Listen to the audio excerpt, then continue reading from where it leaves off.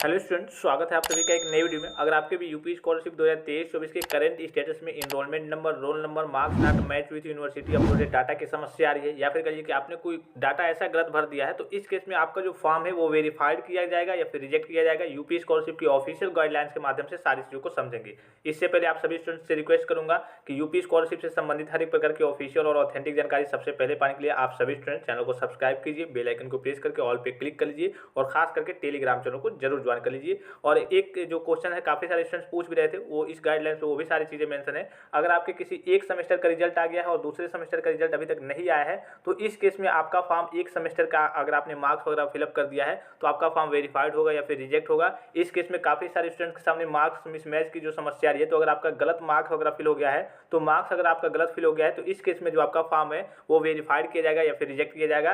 सारी चीज़ें इस गाइडलाइंस में सारी चीज़ें यहाँ पे दी हुई है, ठीक है। तो एक एक करके हम समझेंगे। सबसे पहले मैंने आपको बैंक के बारे में बता दिया था। यहाँ देखिए, अपना आधार लिंक बचत बैंक खाता बैंक खाते में लिंकिंग एवं एनपीसीआई में सीडिंग के साथ संचालित रखें। न्यूनतम बैलेंस बनाए रखें एवं खाते में धनराशि आने की अधिकतम लिमिट न लगी हो। हर 3 माह में बैंक खाते में ट्रांजैक्शन अवश्य करें। ये मैंने आपको कई बार बताया है। आज के डेट में आपने देखा होगा काफ़ी सारे बच्चों का रिजेक्टेड बाय बैंक करके आ रहा है। रिजेक्टेड बाय बैंक क्यों करके आ रहा है? क्योंकि उनमें कहिए कि यूआईडी की समस्या, यूआईडी इनेबल फॉर डीबीटी की समस्या है, या फिर ऐसे कहिए कि यूआईडी डिजेबल फॉर डीबीटी की समस्या आ रही है, क्योंकि उनका जो आधार कार्ड है बैंक से ऑटोमेटिकली कभी कभी हट जाता है, रिजेक्ट हो जाता है, या फिर कभी कभी आपका बैंक ही ब्लॉक हो जाता है, बैंक अकाउंट जो है वो ब्लॉक हो जाता है, कभी कभी आपका जो एनपीसीआई मैप रहता है वो हट जाता है। इसीलिए आपसे कहा जाता है कि ट्रांजैक्शन वगैरह करते रहिए। और काफ़ी सारे बच्चों के साथ ऐसी समस्या है कि उनका रिजेक्टेड बाय बैंक हो गया है। दूसरा यहाँ देखिए, आधार लिंक बचत बैंक खाते में को भलीभांति जांच ले। बिना आधार सीडेड खाता संख्या बैंक खाते में लिंकिंग एवं एनपीसीआई में सीडिंग के साथ भरने पर एपीएफएमएस के माध्यम से छात्र का आवेदन रिजेक्ट हो जाएगा। यानी कि अगर आप कोई ऐसा बैंक अकाउंट लगाए थे, मान लीजिए आधार से लिंक है और बाद में बीच में अगर बैंक से वेरीफाई नहीं हुआ है, उसके पहले रिजेक्ट हो जाता है, हट जाता है, इस केस में भी आपका फॉर्म डायरेक्टली रिजेक्ट हो जाएगा। जैसे कि यहाँ पे आपको दिख रहा होगा, पीएफएमएस के माध्यम से छात्र का आवेदन रिजेक्ट हो जाएगा। नवीनीकरण के छात्र छात्राएं जिनका आधार एवं ओटीपी प्रमाणीकरण एक बार हो चुका है, उसे पाठ्यक्रम की समाप्ति तक पुनः आधार प्रमाणीकरण की आवश्यकता नहीं पड़ेगी। यानी कि जो रिन्यूअल के स्टूडेंट है, एक बार उनका हो गया है ओटीपी के सहायता से आधार का प्रमाणीकरण, उनको बार बार करने की आवश्यकता नहीं पड़ेगी। उनका एक ही बार में, जब तक उनका पाठ्यक्रम कंप्लीट नहीं हो जाता है, वो सारी चीज़ें व्यवस्थित रहेंगी। इसके अलावा यहाँ देखिए, छात्र अपना आवेदन ऑनलाइन करने के पश्चात टेम्पोररी लॉक करने से पूर्व अपना संपूर्ण विवरण यथा कहिए कि जो आपके डाटा वगैरह होते हैं, आपने कौन कौन सी चीज़ें भरी है, सही है या फिर नहीं है, जैसे हाई स्कूल हो गया, इंटरमीडिएट का रोल नंबर वगैरह हो गया, जातीय और आय प्रमाण पत्र का क्रमांक हो गया एवं आवेदन का क्रमांक हो गया, छात्र द्वारा गत वर्ष में प्राप्त अंकों का विवरण। ये काफ़ी ज़्यादा इंपॉर्टेंट होता है, क्योंकि आपका स्कॉलरशिप का जो पैसा मिलता है इसी बेस पे मिलता है कि आप गत वर्ष यानी कि पिछले साल पास थे या फिर फेल थे।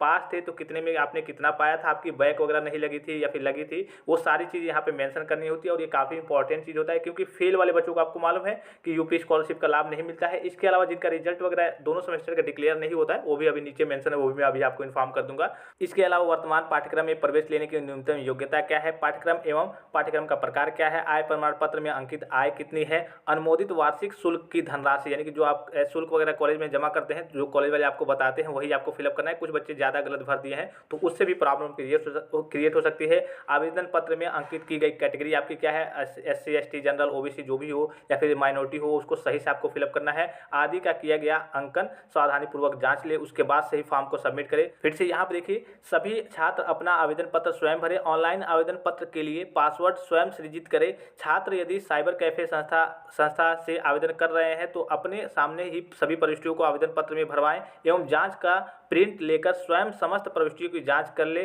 तथा यदि कोई त्रुटि हो तो उसको सुधार करने के उपरांत ही आवेदन पत्र को ऑनलाइन सबमिट करें। यानी कि फाइनल जो सबमिशन होता है, कहा जाता है जब भी आप फॉर्म वगैरह फिलअप करें सारी चीज़ों को देख ले, उसके बाद से ही सबमिट करें। इसके अलावा जो इनरोलमेंट नंबर की समस्या है, तो इनरोलमेंट नंबर के बारे में मैंने आपको बताया था कि जिन बच्चों के सामने इनरोलमेंट नंबर की समस्या आ रही है तो उनको क्या करना है। मैंने तो आपको करेक्शन के बारे में बताया था, अगर आप डाटा गलत है तो करेक्शन कर लीजिए। लेकिन अगर आप फर्स्ट ईयर के स्टूडेंट्स हैं तो फर्स्ट ईयर में मालूम है कि इनरोलमेंट नंबर की जगह चूंकि आपका वहाँ पे रजिस्ट्रेशन बोर्ड में हुआ नहीं रहता है तो काउंसलिंग नंबर लगता है, ठीक है। तो अगर आपने फर्स्ट ईयर में नहीं भरा है, छूट भी गया है, तो ज़्यादा दिक्कत की बात नहीं है। पिछली बार तो बच्चों का वेरीफाई हो गया था, लेकिन सेकेंड ईयर यानी कि रिन्यूअल कैटेगरी के स्टूडेंट्स है और इसमें छूट गया है तो थोड़ी बहुत समस्या होती है। कभी कभी बच्चों का वेरीफाई कर दिया जाता है और कभी कभी कुछ बच्चों का रिजेक्ट कर दिया जाता है। तो अब ये फाइनल आपका करेंट स्टेटस आएगा, उसमें सारी चीज़ें मालूम चलेंगी। इसके अलावा जब भी आपको फीस वगैरह भरना है, यहाँ पे दिख रहा होगा आपको, तो आपको कॉलेज से पता करके शिक्षण संस्था से जानकारी करने के बाद ही वास्तविक फीस की धनराशि आपको अंकित करना है। ये नहीं कि 10,000 लग रहा है आप 15,000 फिलअप कर दें कि ज़्यादा पैसा आ जाएगा, 20,000 फिलअप फिलअप कर दिए, 50,000 फिलअप कर दिए। काफ़ी सारे बच्चे जल्दीबाजी में या फिर कहिए कि